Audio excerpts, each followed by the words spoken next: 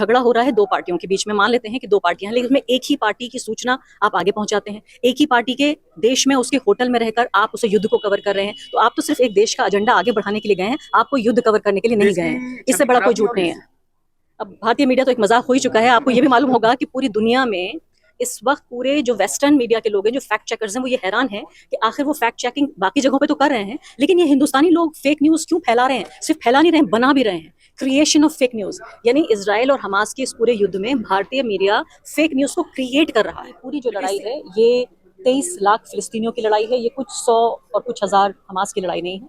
ये पूरी दुनिया में जो सिद्धांत हैं, सिद्धांत जो कि मानवता के सिद्धांत हैं, जो संयुक्त राष्ट्र के सिद्धांत हैं, वो तमाम संयुक्त राष्ट्र के तमाम डिक्लेरेशंस और संयुक्त राष्ट्र की तमाम जो संधियां हैं जिन पर हमारे जैसे देश ने भी सिग्नेचर किए हैं, ये उस सब के विरुद्ध है। वो ये कहता है कि एक व्यक्ति को अपनी पूरी आज़ादी के साथ रहने का हक है।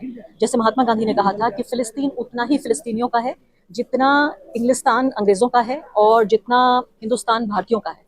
तो ये लड़ाई, ये संघर्ष 75 साल पुराना है और मुझे नहीं लगता कब तक चलेगा। मेरी नज़र में एक ऐसे व्यक्ति के तौर पर जो मानव अधिकारों को सबसे ज़्यादा मैं प्राथमिकता देती हूँ, मुझे लगता है कि ये पूरा मुद्दा 75 साल पुराना मुद्दा है। ये 4 दिन 5 दिन पुराना मुद्दा नहीं है, और ये मुद्दा है फिलिस्तीन के 23 लाख लोगों की आज़ादी और उनके बुनियादी अधिकारों। इसको हिंदू मुस्लिम राजनीति के एक नए मोर्चे के तौर पर खोला जा रहा है। इनको नहीं पता कि फिलिस्तीन का इतिहास क्या है, नहीं पता कि जो इजराइल है उसके आतंक का कितना पुराना इतिहास है 75 साल में। मैं तो समझती हूँ कि पूरी दुनिया में जितना आतंक इस वक्त है और आतंक की पूरी हिस्ट्री है, उसका आधा हिस्सा कम से कम इजराइल और फिलिस्तीन का जो ये पूरा संघर्ष है, जो फिलिस्तीन की आज़ादी की लड़ाई है, उससे पैदा होता है। अगर फिलिस्तीन नहीं होता तो पूरी दुनिया का आधा आतंक नहीं हुआ होता है। यहाँ की जो भारतीय मीडिया गई है वो लगातार ये कह रही है कि फलस्तीन आतंकवादी हमास आतंकवादी संगठन है। इजराइल से लगातार रिपोर्टिंग हो रही है, एक ही तरह की रिपोर्टिंग कैसे देख रही हैं आप? देखिए, जो आतंक फैलाता है उसको आतंकवादी तो कहा जाएगा। अब वो सरकार से स्पॉन्सर्ड आतंकवाद है या गैर सरकारी आतंकवाद है, सिर्फ फर्क इस बात का है। मैं इसमें नहीं पढ़ना चाहती कि कौन किसको क्या कह रहा है, लेकिन फ़र्क ये है कि ये सेलेक्टिव रिपोर्टिंग क्यों हो रही है। क्या वाकई इजराइल भारत का इतना कोई करीबी दोस्त है? क्या इजराइल नेपाल है? क्या इजराइल, मुझे लगता है बहुत सारे पत्रकार जो वहाँ पहुँच चुके हैं वो नक्शे में भी नहीं बता सकते हैं कि इजराइल है कहाँ। उसके बावजूद भी जो उनको वहाँ लेके गया है वो है एक पूरी कंस्टिट्यूएंसी, एक ऐसी पूरी कंस्टिट्यूएंसी तैयार हो गई है जो कुछ भी मुस्लिम नफरत के नाम पर खरीदने को तैयार है। ये लोग वहाँ पर गए हैं ये बताने के लिए, दिखाने के लिए कि स्टूडियो से नफरत फैलाना काफ़ी नहीं था। इसके लिए हम बाकायदा टिकट खरीद के जा सकते हैं। और आपको हंसी आएगी अगर मैं आपको बताऊंगी कि वहाँ से रिपोर्टिंग हो कैसे रही है। मतलब फिलिस्तीन तो जाने का सवाल ही पैदा नहीं होता। इसराइल में भी एक होटल में ये लोग रुके हुए हैं, होटल से ही अंदर से पीस टू कैमरा करते हैं, आप लोग जानते हैं अच्छे तरीके से, वहीं से रिपोर्टिंग करते हैं। यानी कि जो आप स्टूडियो में आराम से कर सकते थे वो चीज़ इजरायली अधिकारी सोशल मीडिया के जरिए और अपनी प्रेस कॉन्फ्रेंसेस के जरिए सारी सूचनाएं वैसे ही दे देते हैं। वहाँ आके उस होटल में भारतीय पत्रकारों को कोई एक्सक्लूसिव इन्फॉर्मेशन नहीं दी जा रही है, लेकिन वहाँ पर एक होटल में बंद होकर सिर्फ ये कहने के लिए कि हम यहाँ पर मौजूद हैं ताकि नफरत फैलाई जा सके। 2024 के चुनाव के मद्देनज़र ये लोग उम्मीद कर रहे हैं कि ये लंबा देखिए खींचने वाला है ये पूरा झगड़ा। और 2024 से पहले अभी 5 राज्यों में जो विधानसभा चुनाव है, जिसमें से प्रेडिक्शन ये है कि इसमें से 4 कम से कम, और हो सकता है 5 भी, बीजेपी हार रही है। तो ये सब लोग गए हैं, अब ये चुनावी कैंपेन करने के लिए गए हैं दरअसल बीजेपी के लिए इजराइल जाके, ताकि और ज़्यादा एक फसाद का नया एक मोर्चा खोला जा सके। अक्षय उपाध्याय लगातार कह रहे मैं तो मरते मरते बचा। अब मैं इंडिविजुअल जर्नलिस्ट पे कमेंट्री नहीं कर सकती हूँ, लेकिन आपको पता है कि युद्ध की रिपोर्टिंग है तो फिर आप बचेंगे भी। कल मैं एक देख रही थी, बड़ा हास्यास्पद वीडियो था जिसमें एक भारत का ही पत्रकार था, एक इन्हीं टीवी चैनल में से एक को पीछे जो जोर जोर से बोल रहा था, तो उसको इजरायली फौजी को से बताना पड़ा कि तुम जहाँ हो वो तुम्हारा स्टूडियो नहीं है, खामोश हो जाओ, यहाँ युद्ध चल रहा है। मैम, कुछ लोग इसको आतंकवाद की लड़ाई बता रहे हैं, कुछ लोग इसको आज़ादी की लड़ाई बता रहे हैं, आप कैसे देख रहे हैं? देखिए, पूरे तौर पे मैं कहती हूँ कि इसका जो टूल है वो अलग हो सकता है, लेकिन आज जो हमास ने किया वो एक बहस हो सकती है कि ऐसा करना चाहिए था क्या। जो फिलिस्तीन की आज़ादी का पूरा मुद्दा है, क्या उसे फ़ायदा पहुंचाया या नुकसान पहुंचाया। लेकिन ये नहीं भूल जाना चाहिए कि ये पूरी जो लड़ाई है ये 23 लाख फिलिस्तीनियों की लड़ाई है, ये कुछ 100 और कुछ हज़ार हमास की लड़ाई नहीं है।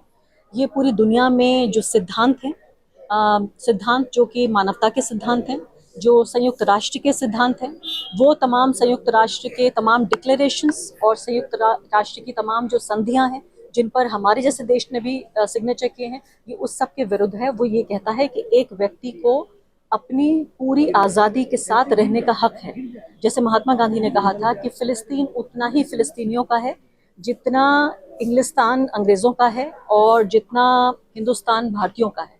तो ये लड़ाई, ये संघर्ष 75 साल पुराना है और मुझे नहीं लगता कब तक चलेगा। मेरी नज़र में एक ऐसे व्यक्ति के तौर पर जो मानवाधिकारों को सबसे ज़्यादा मैं प्राथमिकता देती हूँ, मुझे लगता है कि ये पूरा मुद्दा 75 साल पुराना मुद्दा है। ये 4 दिन 5 दिन पुराना मुद्दा नहीं है और ये मुद्दा है फ़िलिस्तीन के 23 लाख लोगों की आज़ादी और उनके बुनियादी अधिकारों का। इजराइल ने कहा गाजा को खाली कर दीजिए और हमारे प्रधानमंत्री मोदी इजराइल का समर्थन कर रहे हैं।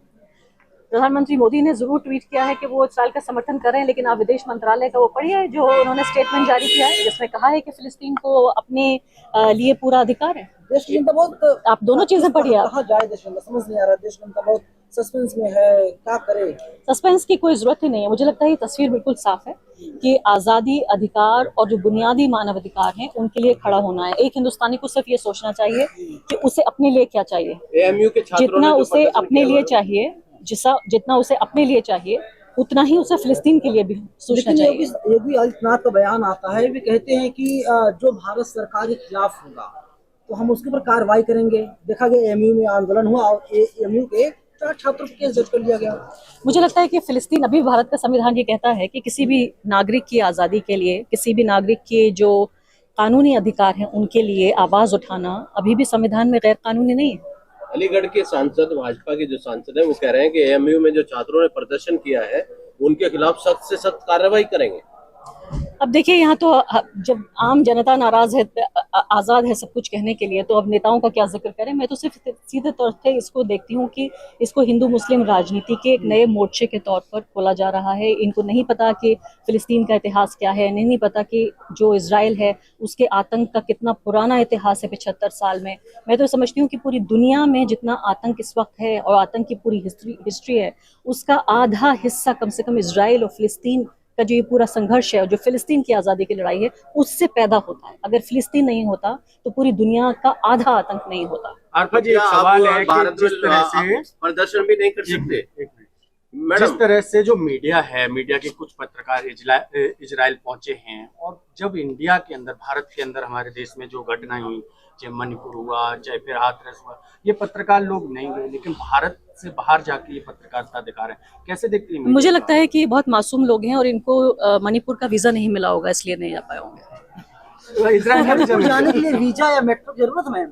आपको लगता मुझे तो है ऐसे मोदी लगता है, ड्यू गए हुए थे? अब ये सवाल इतना ही मासूम है, इसका ऐसे ही जवाब दिया जा सकता है कि भाई क्यों नहीं गए मणिपुर। मोदी जी ने वीजा नहीं दिया। जनता कंफ्यूज है कि जैसे मोदी जी ने कहा है कि हम इजराइल के समर्थन में हैं, लेकिन कुछ लोग कह रहे हैं कि फिलिस्तीन सही है। तो जनता कंफ्यूज है कि किसका समर्थन करना चाहिए और कौन इसमें सही है, कौन इसमें गलत है। देखिए, आपको ना तो सरकार को सुनने की जरूरत है, ना ही आपको टीवी चैनल को सुनने की जरूरत है। आपको सिर्फ ये देखने की जरूरत है कि मानवता का तकाजा क्या कहता है। आपका क्या नाम है? निशा, आपको क्या चाहिए? एक इंसान के तौर पर, एक भारतीय के तौर पर आपको चाहिए कि आपको बुनियादी अधिकार होने चाहिए, आपके पास बुनियादी आज़ादी होनी चाहिए और आपको ये हक हो कि आप किसी भी तरह की पहचान के बावजूद आपको जीने का हक हो। सिर्फ इतना ही एक फिलिस्तीनी मांग रहा है। क्या आप इसके खिलाफ हो सकती है? तो यहाँ पे आप ये कह रहे हैं कि मतलब हमें फिलिस्तीन को सपोर्ट करना चाहिए, इजराइल को सपोर्ट नहीं करना चाहिए, जबकि दोनों की ही लड़ाई। आपने कहा कि अभी एक सवाल पूछा गया था कि फिलिस्तीन को आतंकवादी कहा जा रहा है, तो इसमें दोनों चीजों में कौन, मतलब मैं वही सवाल मेरा दोबारा से वही है कि इसमें हम किसको सही कहें और किसको गलत। देखिए, फिलिस्तीन को मुझे नहीं लगता कोई आतंकवादी कह रहा है। हमास के आतंकवादी कहने पे बहस हो सकती है कि संयुक्त राष्ट्र ये कह रहा है, कहता है कि भाई हमास जो है वो डेजिग्नेटेड टेररिस्ट ग्रुप है। अब टेररिज्म की डेफिनेशन क्या होती है? टेररिज्म की बुनियादी डेफिनेशन ये है कि अगर कोई अपने राजनीतिक उद्देश्य से हिंसा का इस्तेमाल करता है, वो आतंकवाद है। तो हमास जो कर रहा है, हमास ने जो मासूम वहाँ इजरायली लोगों की हत्या की, वो आतंकवाद की श्रेणी में आता है। लेकिन इसके साथ साथ, इसी सांस में, इसके बिना ये वाक्य पूरा नहीं होगा कि जो इजराइल कर रहा है 75 साल से, वो लगातार आतंकवादी कार्रवाई है जो हमास के मासूम लोगों के ऊपर कर रहा है। तो हमास के गुनाह लिखने का समय तो है ये, लेकिन जो पूरा एक नरसंहार का 75 साल का इतिहास है इजराइल का, उसके बिना हमास की नाइंसाफी की कहानी नहीं लिखी जा सकती। मैम, जिस तरीके से गाजा का बिजली, पानी और इंटरनेट भी बंद कर दिया गया, पत्रकार के तौर पर आप कैसे देख रही हैं कि भारतीय मीडिया का कोई भी इसको नहीं उठा रहा है कि इजराइल ने गाजा कहा को रोक गाजा दिया खाली गया? कर दीजिए। मुझे तो लगता है कि दुनिया के इतिहास में ये काले अक्षरों में लिखा जाएगा। हॉलोकॉस्ट की आपने कहानियां सुनी होंगी। हम तब जिंदा नहीं थे, हम मौजूद नहीं थे।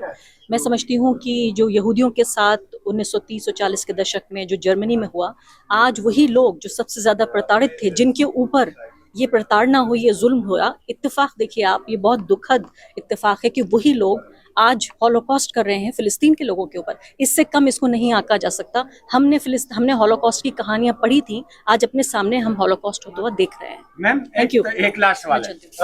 जिस तरह से जो पत्रकार वहां पर पत्रकारिता कर रहे थे, उनकी कई की हत्या हो चुकी है, 2 से 3 की, लेकिन जो भारतीय पत्रकार गए हैं उनको वॉर जोन की तो ट्रेनिंग भी नहीं है। तो ये किस तरह से वो पत्रकार वॉर जोन में नहीं जा रहे हैं। मैंने आप शुरुआत में आपको बताया था कि उनको तो इजाजत ही नहीं है कि वो गजा जा ही नहीं सकते, वो इजराइल में मौजूद हैं। हाँ।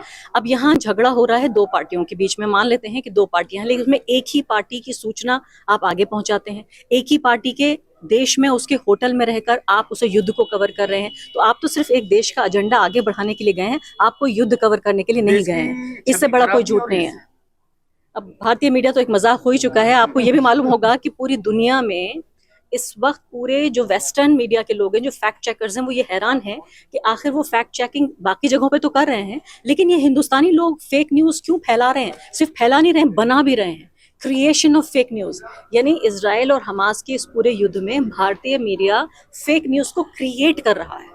लेकिन इससे इंटरनेशनल इफेक्ट पड़ेगा ना? इंटरनेशनल बदनामी हो रही है और लोग ये सोच रहे हैं कि पूरी दुनिया में जो सबसे बड़ा लोकतंत्र है और सबसे बड़ी आबादी वाला देश भी है, वहाँ ये देखिए कि आप सच्ची खबरें तो दूर की बात है, फेक न्यूज़ फैलाना भी दूर की बात है, बनाई जा रही है। जो भारत के अंदर हुआ करती थी वो आज विश्व पटल पे पहुंच गई है। हाँ, हंस रहे हैं लोग कि ये देखिए कि ये भारत का मीडिया है। Ma'am, thank you. मैम,